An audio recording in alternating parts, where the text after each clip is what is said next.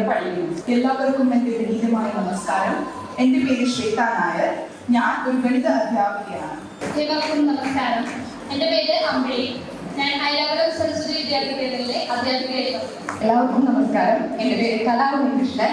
ഞാനൊരു പലഹാരം ഉണ്ടാക്കുന്ന ജോലിയാണ് ചെയ്യുന്നത്, കൂടാതെ ഡാൻസ് പഠിക്കുന്നു. എല്ലാവർക്കും നമസ്കാരം. എൻ്റെ പേര് നമിത നന്ദകുമാർ. ഞാൻ ബിരുദാനന്തര ബിരുദം പൂർത്തിയാക്കി ഇപ്പോൾ ഒരു പൊതുമേഖലാ സ്ഥാപനത്തിൽ ജോലി ചെയ്തു വരുന്നു. എല്ലാവർക്കും നമസ്കാരം. എൻ്റെ പേര് ജ്യോതിലക്ഷ്മി. ഞാൻ 2ാം വർഷ ബിരുദാനന്തര ബിരുദം വിദ്യാർത്ഥിനിയാണ്. അതുപോലെ എല്ലാവർക്കും എൻ്റെ ഹൃദയം നിറഞ്ഞ വുമൻസ് ഡേ ആശംസിക്കുന്നു. ഞാൻ അവസാന വർഷ നിയമ വിദ്യാർത്ഥിനിയാണ്. ഭാരത് മാതാ നിയമ കലാലയത്തിൽ BA LLB ഓണേഴ്സ് പഠിച്ചുകൊണ്ടിരിക്കുന്നു. എല്ലാവർക്കും നമസ്കാരം. ഞാൻ പ്രിയ മനോജ്. പഠിച്ചത് 12ാം ക്ലാസ്, വീട്ടമ്മയാണ്. നമസ്കാരം. എൻ്റെ പേര് ആതിര വിജയകുമാർ. ഞാനിവിടെ കാക്കനാട് ഇൻഫോ പാർക്കിൽ ഒരു IT കമ്പനിയിൽ HR ആയിട്ട് വർക്ക് ചെയ്യുന്നു. എല്ലാവർക്കും എൻ്റെ വനിതാ ദിന ആശംസകൾ. എല്ലാവർക്കും നമസ്കാരം. ഒപ്പം വനിതാ ദിന ആശംസകൾ. എൻ്റെ പേര് ദീപ രഞ്ജിത്ത്. ഞാൻ സയന്റിഫിക് റൈറ്ററായിട്ട് വർക്ക് ചെയ്യുന്നു. ഞാൻ ബയോകെമിസ്ട്രിയിലാണ് പോസ്റ്റ് ഗ്രാജുവേഷൻ ചെയ്തത്. ഞാൻ ഓടക്കാലിലാണ് എൻ്റെ അച്ഛനമ്മയുടെ വീട്. സ്ഥലം പറയണ്ടാവും നമുക്ക്. സോറി. ഞാൻ വോഡഫോൺ ഐഡിയയിൽ കസ്റ്റമർ സർവീസിൻ്റെ ജനറൽ മാനേജറായിട്ട് വർക്ക് ചെയ്യുന്നു. കൂടാതെ സച്ചാമൻ കിട്ടുമ്പോഴും താല്പര്യമുള്ളപ്പോൾ ഇങ്ങനത്തെ ചെറിയ കലാപരിപാടികൾ അവതരിപ്പിക്കുന്നു. ഇന്നിവിടെ വന്നു ചേർന്നിരിക്കുന്ന എല്ലാവരുടെയും കൂടെ വനിതാ ദിനം ആഘോഷിക്കാൻ എനിക്ക് അവസരം ഒരുക്കി തന്ന MSS കരിയൊന്നും നന്ദി, നമസ്കാരം. എന്തുകൊണ്ട് റെഡിയാണ് ഓണത്തറവുണ്ട്. സദസ്സ് നിറഞ്ഞ് സ്ത്രീകൾ ഇരിക്കുന്നത് കാണുമ്പോൾ ഭയങ്കര സന്തോഷം. അതിനേക്കാളുപരി സ്ത്രീകളെ സപ്പോർട്ട് ചെയ്യുന്ന ചേട്ടന്മാർക്ക് സ്പെഷ്യൽ താങ്ക്സ്. കാരണം അവരുടെ സപ്പോർട്ട് ഉണ്ടാകുമ്പോഴാണ് നമുക്ക് മുന്നോട്ട് വരാൻ പറ്റുക, അല്ലെ? നമ്മുടെ ജയിക്കണമെങ്കിൽ നമുക്ക് പുറകിൽ വലിയൊരു ശക്തി ഉണ്ടാവണം. അത് നമ്മുടെ അച്ഛനാവാം, സഹോദരനാവാം, ഭർത്താവാകാം, മകനാവാം. അതിനൊപ്പം നമ്മുടെ കുടുംബം മുഴുവൻ നമ്മളോടൊപ്പം നിന്നാലാണ് നമുക്ക് മുന്നിലേക്ക് വരാൻ പറ്റുക. അപ്പൊ ഇത്രയും പേര് കണ്ടപ്പോൾ ഒത്തിരി സന്തോഷം. അതിലുപരി ഇങ്ങനെ സുന്ദരിമാരുടെ ഒരു ഘോഷയാത്ര, അയ്യോ എന്ത് സുഖമായിരുന്നറിയോ കാണാൻ. അപ്പൊ ഈ സുന്ദര കാഴ്ച ഒരുക്കി തന്ന NSS കരയോഗം കുന്നത്തുനാട് താലൂക്കിന് എന്റെ പ്രത്യേക നന്ദി അറിയിക്കുന്നു.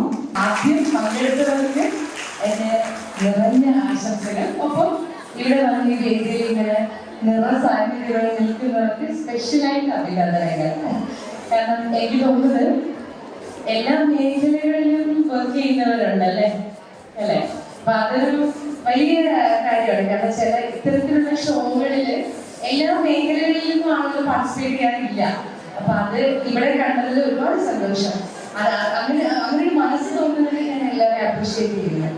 എന്റെ വീട്ടുകാരും കൂട്ടുകാരും ഒക്കെ എന്നോട് പറഞ്ഞു, ഇപ്പൊ നല്ല ഒരു പ്രൊഫഷൻ കയ്യിലുണ്ട്, ആളുകൾ ഇഷ്ടപ്പെടുന്ന, സ്നേഹിക്കുന്ന, ഇങ്ങനെ എവിടെ ചെന്നാലും തിരിച്ചറിയപ്പെടുന്ന ഒരു നല്ല പ്രൊഫഷൻ കയ്യിലുണ്ട്. സോ അത് പോരെയെന്ന്. പക്ഷെ അത് പോരാ എന്ന് ഞാൻ സ്വന്തമായിട്ട് എടുത്ത ഡിസിഷനാണ്. കാരണം ഈ മേഖലയ്ക്ക് എല്ലാ മേഖലയിലും പോലെ തന്നെ കുറവുകളും എല്ലാ മേഖലയിലും നല്ലതും ഉണ്ടാവും, മോശം ഉണ്ടാവും. അപ്പൊ എന്റെ മേഖലയിൽ, ഞാൻ വർക്ക് ചെയ്യുന്ന മേഖലയിലുള്ള മോശം അവസ്ഥ എന്ന് പറയുന്നത് 6 മാസം ജോലി ഉണ്ടെങ്കിൽ 2 വർഷം ജോലി ഉണ്ടാവില്ല. അതൊരു ഭയങ്കര വെല്ലുവിളിയാണ്. നിങ്ങൾ എത്രയോ വർഷങ്ങളായിട്ട് എന്നെ കാണുന്നവരുണ്ടാവും ഇവിടെ, ഇപ്പോ ഈ റീസെന്റ് ആയിട്ട് കാണുന്നവരുണ്ടാവും ഇവിടെ. പക്ഷെ ഈ മേഖലയിൽ ഫേസ് ചെയ്യുന്ന ഒരു ഇഷ്യൂ എന്ന് പറയുന്നത്, വെള്ളി വെളിച്ചത്തിൽ നമ്മൾ ഇങ്ങനെ നിന്ന് പോവുകയാണെങ്കിൽ മാത്രമാണ് ഓർക്കുക. ഇപ്പൊ എനിക്കൊരു പ്രോജക്റ്റ് ഉണ്ട് എന്നുള്ളത് കൊണ്ട് നിങ്ങൾ എന്നെ കാണുന്നു. എന്റെ ഈ പ്രോജക്റ്റിന് എനിക്ക് കുറച്ച് നാൾ ഞാനിവിടെ ഇല്ലെങ്കിൽ നിങ്ങൾ എന്നെ മറക്കും. അത് ഈ ഒരു കരിയറുടെ മാത്രം ഒരു പ്രത്യേകതയാണ്. കാരണം ഇവിടെ ആർക്കും ഇമ്പോർട്ടൻ്റ് അല്ല. അതാണ് മെയിൻ ആയിട്ടുള്ള ഒരു കാര്യം. അപ്പൊ എന്റെ പ്രൊഫഷനിൽ നിൽക്കുമ്പോൾ എനിക്ക് ഫിനാൻഷ്യലി ഒരു ബാക്ക് സപ്പോർട്ട് എനിക്ക് അച്ചീവ് ചെയ്യാൻ പറ്റില്ല എന്ന് എനിക്ക് തോന്നിയത് കൊണ്ടാണ് ഞാൻ എപ്പോഴും സൈഡ് ബിസിനസ് ആയിട്ട് ഓരോ കാര്യങ്ങൾ ചെയ്തുകൊണ്ടിരുന്നത്. ചെയ്ത ബിസിനസ്സുകളിലൊക്കെ കുഴപ്പമില്ലാതെ പോകും, ചിലത് ഭയങ്കരമായിട്ട് തോറ്റുപോകും, ലയബിലിറ്റി വരും. അവിടെ നിന്നൊക്കെ ഇനി വീണ്ടും ഓരോന്ന് ചെയ്യണം എന്ന് തോന്നിയിട്ട് പല കാര്യങ്ങൾ ചെയ്തു. അതിൽ ഏറ്റവും റിസ്ക് ആയിട്ട് എടുത്ത ഒരു കാര്യം ഇവന്റ് മാനേജ്മെന്റ് ബിസിനസ് ആയിരുന്നു. അത് കല്യാണമോ അല്ലെങ്കിൽ ചെറിയ ഇവന്റ്സ് ആയിരുന്നില്ല. ഞാൻ എടുത്തത് കുറച്ച് വലിയ റിസ്ക് ഫാക്ടേഴ്സ് ഉള്ള ഇവന്റ് ആയിരുന്നു. എക്സിബിഷൻസ്, സ്റ്റേജ് ഷോസ്, അങ്ങനെയുള്ളത്. അങ്ങനത്തെ ഇവന്റുകൾ എടുത്തപ്പോൾ എന്നോട് എല്ലാവരും പറഞ്ഞു, ഇത് വലിയ എന്റർപ്രണേഴ്സ് ഇങ്ങനെ എന്താ പറയുക, ഭയങ്കര കോമ്പറ്റീഷൻ മോഡലിൽ നിന്ന് വലിയൊരു ആണുങ്ങളുടെ നിര, വലിയ എന്താ പറയുക, നമ്മുടെ സമൂഹത്തിൽ ഭയങ്കര എല്ലാ ലെവലിലും ബലശാലികളായിട്ടുള്ളവർ നിൽക്കുന്ന ഒരു പ്രൊഫഷനാണ്. So be careful. എനിക്ക് അതാ ഇഷ്ടം. കാരണം ഞാൻ എനിക്ക് ഭയങ്കര നല്ല സർട്ടിഫിക്കറ്റ് ഇഷ്ടമുള്ള ആളല്ല. അയ്യോ ഉമാനായ ഭയങ്കര നല്ല കുട്ടിയാണെന്ന് പറയുന്നതിനേക്കാൾ ഇഷ്ടം ഇത്തിരി ചട്ടമ്പിയാണെന്ന് പറയുന്നത് എനിക്കിഷ്ടം. എല്ലാവർക്കും നമസ്കാരം. തീർച്ചയായും എൻ്റെ അഭിപ്രായത്തിൽ ഇന്നത്തെ തലമുറ പഠനത്തിനും മറ്റു കാര്യങ്ങൾക്കുമായിട്ട് വിദേശ രാജ്യങ്ങളിലേക്ക് ചേക്കേറുമ്പോൾ നമ്മുടെ പാരമ്പര്യവും നമ്മുടെ സംസ്കാരവും നമ്മുടെ ഈ നാട്ടിൽ നിന്ന് അറ്റുപോകുന്നതായിട്ട് എനിക്ക് തോന്നിയിട്ടുണ്ട്. കാരണം ഇപ്പോ നമ്മളൊരു കുടുംബം എടുത്തു കഴിഞ്ഞാൽ, നാട്ടിലെ ഒരു കുടുംബം എടുത്തു കഴിഞ്ഞാൽ ആ കുടുംബത്തിലുള്ള കുട്ടികളെല്ലാം ഒരു 1 2 കുട്ടികളാണ്. അവരെല്ലാവരും വിദേശത്ത് പോവുക, അവരുടെ സ്വപ്നം അതാണ് നമ്മുടെ നാട്ടിൽ ജീവിക്കാൻ, നമ്മുടെ സംസ്കാരത്തെ പിന്തുടരാൻ, നമ്മുടെ പാരമ്പര്യത്തിൽ ജീവിക്കാൻ ആർക്കും ഒരു താല്പര്യവും ഇല്ല.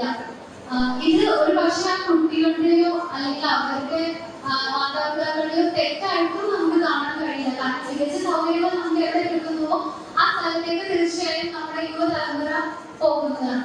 എൻ്റെ വിഷയം ഇന്ന് നാട്ടിൽ ഏറെ പ്രചാരമായിട്ടുള്ള ഭജൻ ഒരു വ്യക്തിയുടെ ആരോഗ്യം, വ്യക്തിത്വം, ജീവിത രീതി എന്നിവയെ സ്വാധീനിക്കുന്നുണ്ടെങ്കിൽ എങ്ങനെ? ഭജൻ എന്ന വിഷയത്തെ പറ്റി സംസാരിക്കാൻ എനിക്ക് അധികം അറിവുള്ള ഒരാളല്ല. പക്ഷേ ഭജൻ ഇന്ന് നമ്മുടെ സംസ്കാരത്തെയും വ്യക്തിത്വത്തെയും സ്വാധീനിക്കുന്നുണ്ട് എന്ന് തന്നെയാണ് എനിക്ക് പറയാനുള്ളത്.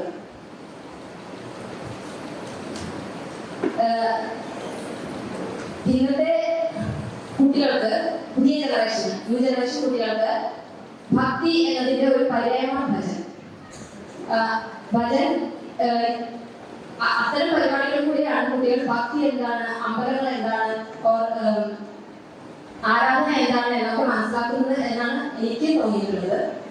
ജങ്ക് ഫുഡിന്റെ അമിത ഉപയോഗം സ്ത്രീകളിൽ ആരോഗ്യ പ്രശ്നങ്ങൾ ഉണ്ടാക്കുന്നുണ്ടോ ഇല്ലയോ? നിങ്ങളുടെ അഭിപ്രായം വിശദമാക്കുക. ആദ്യമായി ഈ ഒരു വിഷയം ഇതിൽ ഉൾപ്പെടുത്തിയത് എല്ലാവരോടും നന്ദി പറയുന്നത്. കാരണം ഇത് ഇന്നത്തെ ഒരു കാലഘട്ടത്തിൽ വളരെയധികം പ്രാധാന്യമുള്ള വിഷയമാണെന്നാണ് എനിക്ക് തോന്നുന്നത്.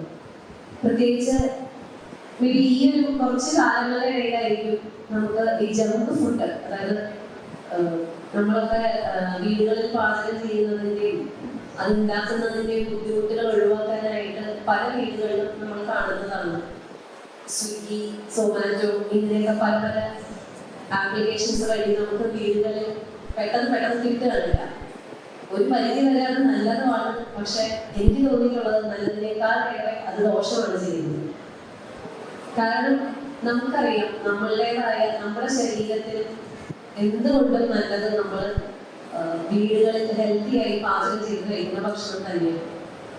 ഈ ജങ്ക് ഫുഡുകളിൽ കൂടുതലും കാണുന്നത് ശരീരത്തിന് ദോഷകരമായിട്ടുള്ള അംശങ്ങളായിട്ടുള്ള സാധനങ്ങളാണ്.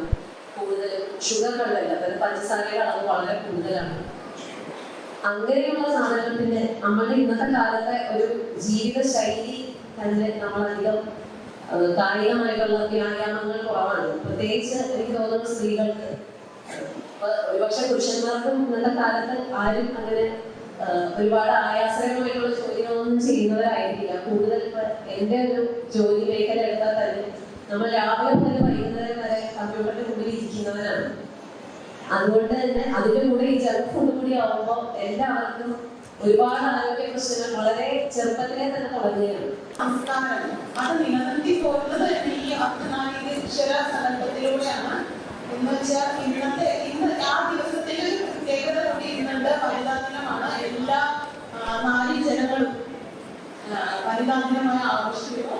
അത് ഈ വർഷത്തെ വനിതാ ദിനത്തിന്റെ മെയിൻ തീം ഉദ്ദേശിക്കുന്നത് തന്നെ ഗിവ് ടു ഗെയിൻ എന്ന് വെച്ചാൽ നമ്മുടെ സ്ത്രീകളുടെ മൂല്യം അത് തിരിച്ചറിഞ്ഞുകൊണ്ട് സമൂഹത്തിന്, രാഷ്ട്രത്തിന്, നമ്മുടെ ജനതയ്ക്ക് സ്ത്രീകളുടെ ഒരു മാക്സിമം ഔട്ട്പുട്ട് രാഷ്ട്രത്തിന് നൽകുക